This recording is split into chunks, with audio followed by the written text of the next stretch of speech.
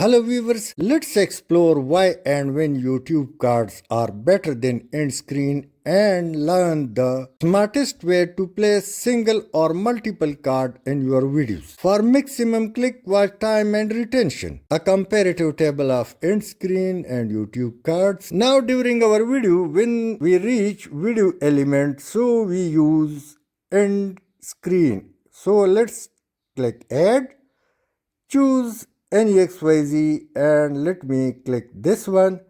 Now check as if it cover or hide some important information. So yes, it's covering. Let's discard the changes. Now go down and click add cards. Now select the playlist.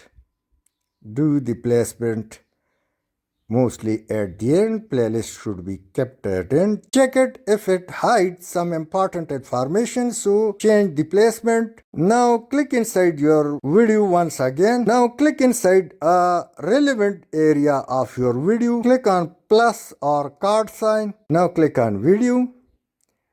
Type the name or directly select the relevant video and fix it in the current uploading video where you are explaining the important issue regarding linked topic. Now check it if it hides something. Now click on card or plus card and you can see channel and link is also available if you would like to use. So let's leave it.